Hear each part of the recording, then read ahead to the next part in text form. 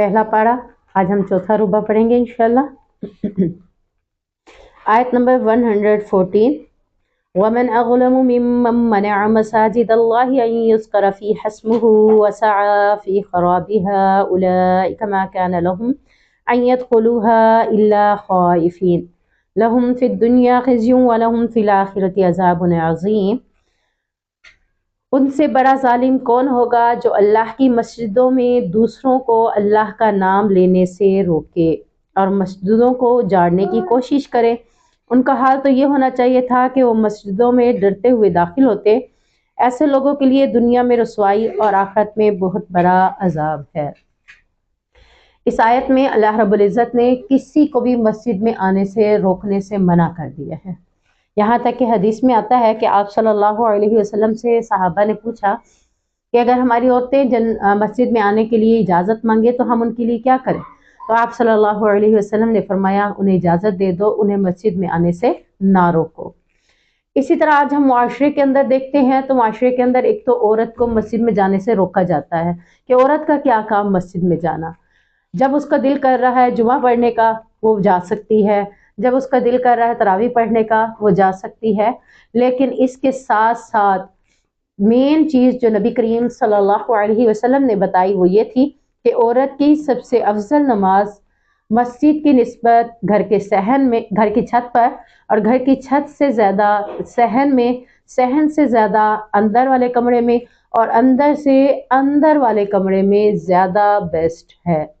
یعنی جب ایک صحابیہ کو اللہ کے نبی صلی اللہ علیہ وسلم نے یہ بتایا تو وہ کہتی ہیں کہ میں نے پھر گھر کا اندرونی کونا اپنے لیے مسجد کا حصہ مختص کر دیا تھا۔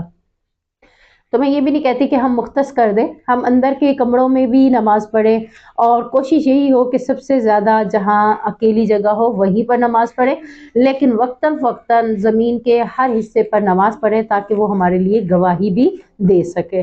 یعنی عادت نہ بنا لیں کہ ساری نمازیں مسجدوں میں پڑھنا شروع کر دیں، اور نہ ہی اس طرح کا معاملہ کہ کچھ آپ ادھر پڑھ لیں کچھ ادھر پڑھ لیں، کیونکہ منع آپ کو بھی نہیں ہے۔ اور عورت کی تراویح کے والے سے بھی مسلسل کوشچن ہو رہے ہیں کہ اس کی تراویح گھر میں افضل ہے یا مسجد میں افضل ہے۔ تو بات وہی آ گئی کہ عورت کی افضل نماز تو ہے ہی گھر میں۔ اگر کسی گھر کے اندر تراویح کا اہتمام ہو رہا ہے تو اسے چاہیے کہ پہلے وہ گھر کے اندر اہتمام کرے بنسبت مسجد کے، اور اگر کسی کے گھر کے قریب گھر کے اندر ہی تراویح کا اہتمام ہے اور مسجد دور ہے تو اسے چاہیے کہ پہلے فوکس اپنے گھر کے قریب والی جگہ کو دے، یعنی قریب کا حق زیادہ ہوتا ہے۔ تو یہاں اللہ رب العزت نے مسجدوں میں اللہ کے نام سے روکنے کے لیے جو لوگ روکتے تھے اللہ نے منع کر دیا کہ مسجد میں آنے سے کسی کو نہ روکو۔ آج ہمارے ذہن کافروں نے اس قدر خراب کر دیے کہ ہم نے پہلے مسلمان ہوتے ہوئے فرقے بنا لیے، فرقے بنانے کے بعد مساجد بھی اپنی اپنی بنا لی، اور کچھ مسجدوں میں ایسا ہوتا ہے کہ ایک فرقے کے لوگ دوسرے فرقے کو آنا پسند نہیں کرتے۔ وہ کہتے ہیں کہ ہماری مسجدوں میں یہ لوگ آئیں گے تو ہماری مسجدوں کو نعوذ باللہ ناپاک کر جائیں گے۔ تو ایسی سوچ بھی غلط ہے۔ مسجد اللہ کا گھر ہے اور اس اللہ کے گھر میں کوئی بھی آ کر نماز ادا کر سکتا ہے۔ کسی کو جب بھی کہیں نماز کا وقت میسر ہو وہ ان کے پیچھے نماز پڑھ سکتا ہے، جماعت کے ساتھ بھی پڑھ سکتا ہے اور اپنی نماز بھی کسی مسجد میں پڑھ سکتے ہیں، اس میں کوئی ایشو نہیں ہے۔ اور یہاں تیسری چیز جو مسجد کے حوالے سے ہے وہ یہی ہے کہ مسجد میں آنے سے اللہ کے نبی صلی اللہ علیہ وسلم نے بچوں کو بھی منع نہیں کیا۔ یہ نہیں کہا کہ مسجد میں بڑے تو آئیں گے بچے نہیں آئیں گے۔ یہاں تک کہ ہم آج اپنی نسل کو ان جگہوں پر جب لے جانے کا عادی نہیں بناتے تو وہ کل ان مسجدوں کی طرف آنے کے لیے تیار بھی نہیں ہوتے، کیونکہ بچپن ایک ایسی عمر ہے جس میں بچوں کی عادتیں پختہ ہوتی ہیں، اور اللہ کے نبی صلی اللہ علیہ وسلم حضرت حسن کو اور حضرت حسین کو لے آیا کرتے تھے مسجد میں، اور یہاں تک کہ وہ رکوع میں کبھی اوپر چڑھ جاتے، کبھی سجدے میں آپ صلی اللہ علیہ وسلم کے اوپر چڑھ جاتے، تو اس میں کوئی قباحت نہیں تھی۔ اور یہاں تک کہ اللہ کے نبی صلی اللہ علیہ وسلم نے امام کو نماز ہلکی کرنے کا حکم دیا کہ اس کی وجہ کیا تھی کہ اللہ کے نبی نے فرمایا کہ تمہاری جماعت میں بوڑھے بھی ہوتے ہیں، عورتیں بھی ہوتی ہیں اور بچے بھی ہوتے ہیں، تو بچوں والی مائیں بھی ہوتی ہیں، تو لہٰذا نماز کو ہلکا جماعت کرو تاکہ کسی کے لیے کوئی پریشانی کا باعث نہ بنے۔ تو یہاں ہمیں قرآن و سنت سے پتہ چلا کہ مسجد میں بچے بھی جا سکتے ہیں، بڑے بھی جا سکتے ہیں۔ اگر کوئی شور کرتا ہے بچہ تو اس میں بڑوں کو چاہیے کہ صبر کا دامن تھامیں کہ بچے تو بچے ہیں، بڑے بھی بچے نہ بن جائیں۔ ہمارے ہاں معاشرے میں بچوں کے ساتھ بڑے بھی بچے بن بیٹھتے ہیں. ظاہری بات ہے اگر میں اپنے بچے کو لے کر جا رہی ہوں، میرا بچہ اگر مسجد میں کوئی بدتمیزی کرے گا یا کوئی شرارت کرے گا یا نماز کے آگے سے گزرے گا بنسبت دوسروں کے، کیا میں گھر آ کر اپنے بچے کی اصلاح نہیں کروں گی؟ میں نے بھی تو دیکھا ہے نا اپنے بچے کی حرکات و سکنات کو. ابھی ہم گھر نہیں آئے وہیں پہ ہی مسجد میں ہمیں عورتیں پکڑ کے کیا کہہ دیتی ہیں، تمہارے بچے کو جب اس طرح کی باتیں پتہ نہیں ہے تو اسے مسجد میں نہ لے آیا کرو. آٹومیٹکلی مسجد سے آتے ہوئے میں اسے بتا کر بھی آئی تھی، بچہ بھول گیا، جب بار بار مسجد میں آئے گا اور اسے بار بار میں سمجھاؤں گی کہ بیٹا نماز کے آگے نہیں جانا، مسجد میں شور نہیں کرنا، مسجد میں ایسا نہیں کرنا، تو مجھے امید ہے کہ بچے کے اندر یہ باتیں سیکھنے کی صلاحیت کبھی نہ کبھی کسی نہ کسی دن پختہ ہو ہی جائیں گی.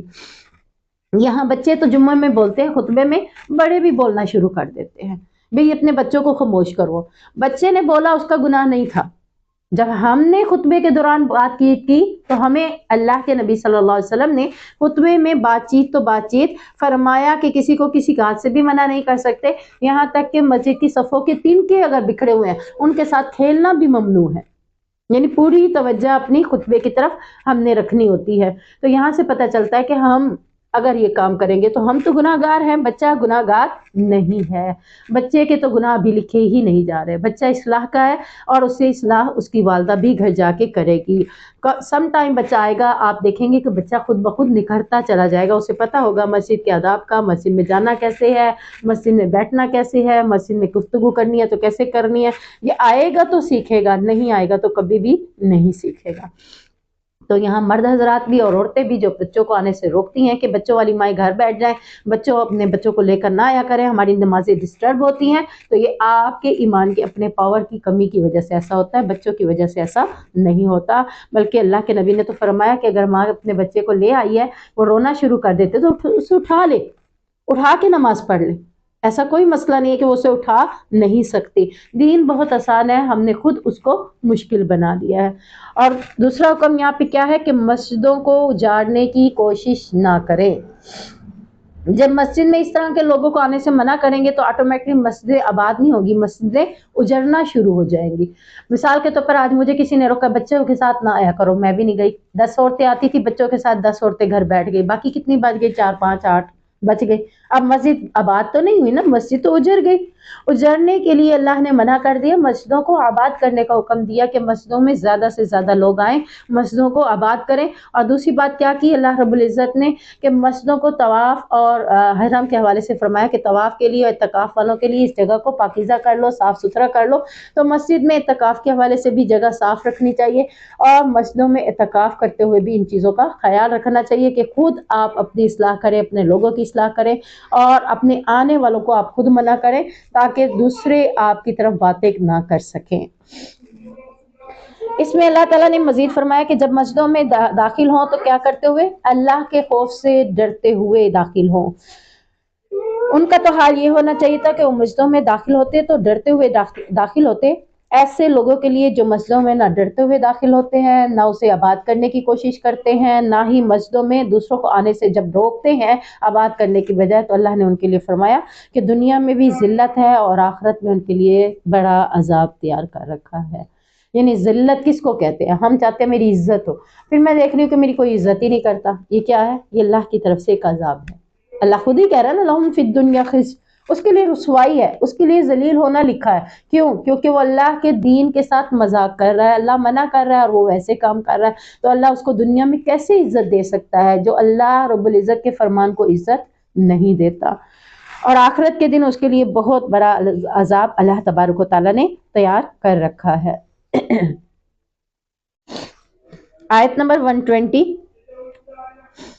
وَلَن تَرْضَىٰ عَنكَ الْيَهُودُ وَلَا النَّصَارَىٰ حَتَّىٰ تَتَّبِعَ مِلَّتَهُمْ قُلْ إِنَّ هُدَى اللَّهِ هُوَ الْهُدَىٰ وَلَئِنِ اتَّبَعْتَ أَهْوَاءَهُمْ بَعْدَ الَّذِي جَاءَكَ مِنَ الْعِلْمِ مَا لَكَ مِنَ اللَّهِ مِن وَلِيٍّ وَلَا نَصِيرٍ.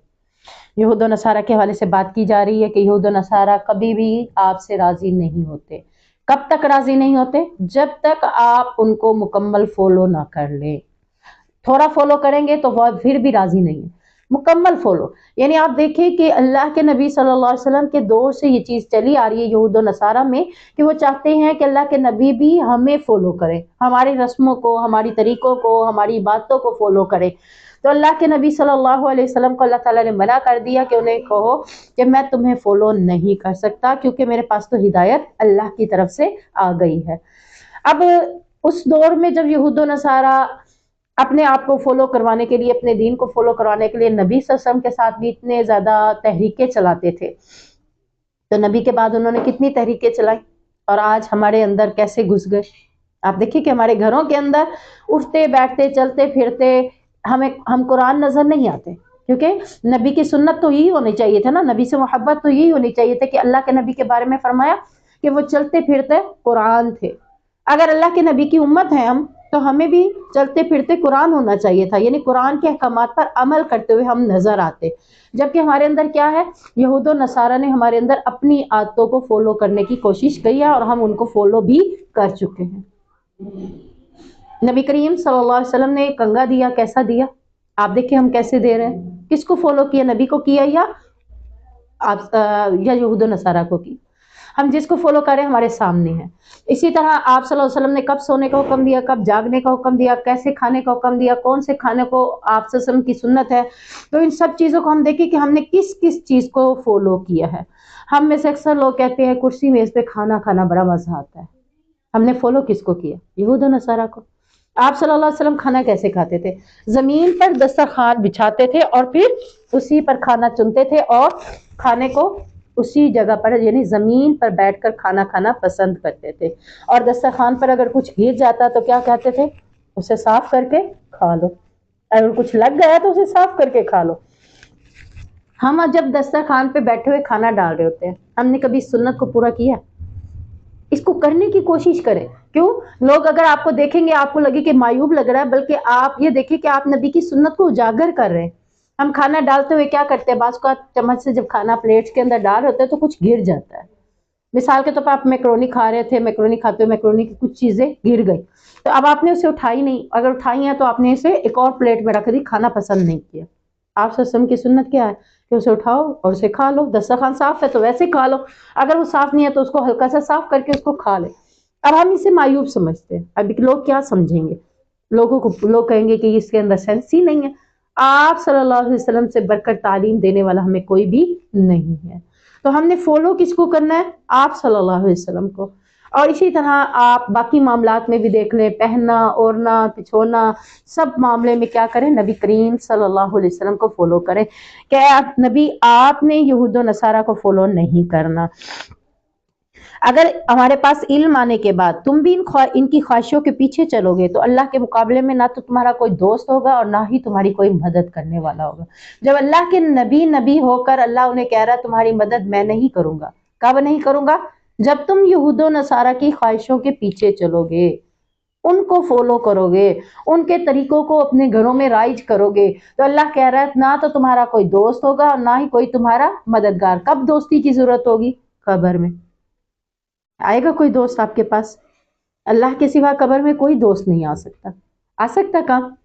تو پھر اللہ کہہ رہا ہے اس وقت میں بھی دوست نہیں بنوں گا تمہارا، میں بھی تمہاری کوئی مدد نہیں کروں گا. کیوں؟ تم نے میرے حکم کو مانا. میں نے جو تمہیں حکم دیا تھا یہود و نصارہ کی خواہشوں کے پیچھے نہ چلو، یہود و نصارہ کے طور طریقے پہ مطابق اپنی زندگیوں کو بسر نہ کرو، تم نے ایسا نہیں کیا. تو آج جب تمہیں رب کی ضرورت ہے دوست ہونے کی صورت میں، مدد ہونے کی صورت میں، تو آج وہ تمہاری نہ مدد کرے گا اور نہ ہی تمہارا دوست بنے گا. ذرا تھوڑی دیر کے لیے اکیلے بیٹھ کے تصور کرے یا اسی وقت تصور کرے کہ اگر میں قبر میں ہوں اور مجھے اللہ کی مدد کی ضرورت ہے اور اللہ میری مدد نہیں کر رہا، تو میں کیسے اپنے آپ کو بچا پاؤں. تو آپ دیکھیں کہ وہ دنیا میں بھی آپ کا دوست ہے، آخرت میں بھی آپ کا دوست ہے، قبر میں بھی آپ کا دوست ہے. اور اس کی دوستی کب نصیب ہوگی؟ اللہ کہتا ہے جب تمہارے پاس ہدایت آ گئی ہے، قرآن و حدیث کی صورت میں تمہارے پاس اسلام آ گیا ہے اور تم اس کو چھوڑ کر اپنی خواہشوں یا یہود و نصارہ کی خواہشوں کے پیچھے چلو گے، پھر وہ تمہارا کبھی بھی تمہارا دوست نہیں بنے گا اور نہ ہی تمہاری وہ مدد کرے گا.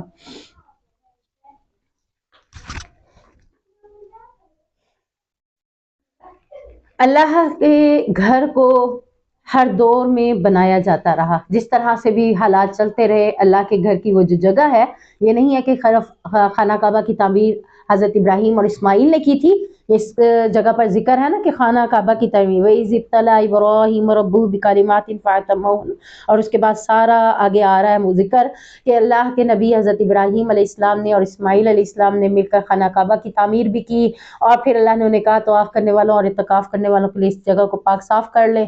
تو اس سے پہلے بھی اللہ کا گھر موجود تھا، یہ نہیں ہے کہ اللہ کا گھر موجود نہیں تھا، وہ پہلے سے ہی تھا، اور کہتے ہیں کہ اللہ کا گھر جس جگہ پر ہے سیم اسی جگہ پر اللہ کا عرش بھی ہے، یعنی اوپر عرش جہاں عرش پر مستوی ہے تو اسی جگہ پر یعنی اس کی کرسی سمائی ہوئی ہے، اور وہ کس اتنی سی جگہ پر نہیں ہے، یعنی جتنا ہم کعبہ کا گھر دیکھتے ہیں نا، کعبہ کو دیکھتے ہیں تو ضروری نہیں ہے کہ اللہ کی کرسی اتنی ہی ہے، نہیں، اللہ کہتا ہے اس محیط گھیر رکھا ہے، کس طرح کی ہے، کیسی ہے، یہ ہم تصور نہیں کر سکتے، یہ ہمارے تصور سے بالا ہے، جیسے برزخی زندگی کا ہم تصور نہیں کر سکتے، وہ کیسی ہوگی، اس میں انسان کے جسم کو زندہ کیا جائے گا، پھر اس کو کیسے محسوس ہوگا، یہ اللہ اور اس کا بندے کا معاملہ ہے۔ اللہ نے کہہ دیا ایک دنیا کی زندگی ہے، ایک آخرت کی زندگی اور ایک برزخی زندگی ہے، ہمیں اس کے اوپر یقین ہے۔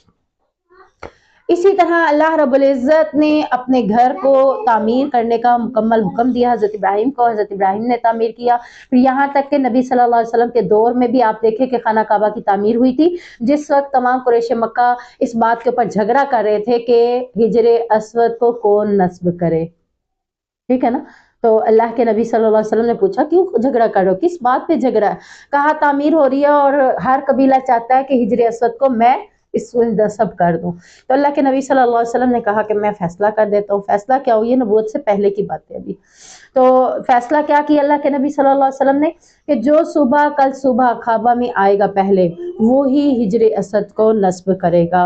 اگلے دن اللہ رب العزت کے حکم سے اللہ کے نبی صلی اللہ علیہ وسلم خانہ کعبہ میں حرم میں پہلے آئے، اور پھر جب انہوں نے دیکھا بات طے ہو چکی تھی، اب حضرت محمد صلی اللہ علیہ وسلم پر چھوڑ دیا، محمد رسول اللہ صلی اللہ علیہ وسلم نے حکم دیا ایک چادر لے آؤ، چادر لائی گئی، اس میں حجر اسود رکھا گیا، قبیلے کے سرداروں کو کہا کہ چادر کے کونوں اور سائڈوں سے پکڑ لو، سارے لوگ لے کر جا رہے ہیں، اور اس کے جگہ کے قریب جا کر آپ صلی اللہ علیہ وسلم نے اس کو نکلوایا سب کے ہاتھوں سے اور ادھر جا کے نصب کرا دیا، یعنی جھگڑے کو ختم کرنے کے لیے سم ٹائم ایسا بھی حکم ہے کہ ایسے بھی آپ کر سکتے ہیں تاکہ سب لوگ راضی ہو جائیں۔ تو یہاں اللہ رب العزت نے حضرت ابراہیم علیہ السلام کے کام کرنے کے بعد کہ انہوں نے نیکی کا کام کیا تھا، تو نیکی کے کام کے بعد اللہ رب العزت نے ہمیں ایک دعا سکھائی ہے کہ آپ بھی جب بھی کوئی نیکی کریں، جب بھی روزہ رکھا ہے، آپ نے افطار کیا ہے، ذبح وابتلت الروح کو پڑھ لیا ہے، تو آپ ساتھ میں یہ بھی پڑھ سکتے ہیں ربنا تقبل منا انک انت السمیع العلیم، اے اللہ ہماری اس نیکی کو قبول کر لے۔ نماز پڑھتے ہیں تو تب بھی پڑھ سکتے ہیں، کوئی اور نیکی چھوٹی موٹی کچھ بھی کر رہے ہیں تو آپ نے کیا کرنا، اس کی قبولیت کی دعا کرنی ہے۔ نیکی کرنا آسان ہے، نیکی کو قبول کروانا اور اس کی حفاظت کرنا تھوڑا مشکل ہے، تو آپ کوشش کریں کہ آپ قبولیت کی بھی اس کی دعا کرتے رہیں، تو یہ دعا ہمیں سکھائی گئی ہے ربنا تقبل منا انک انت السمیع العلیم۔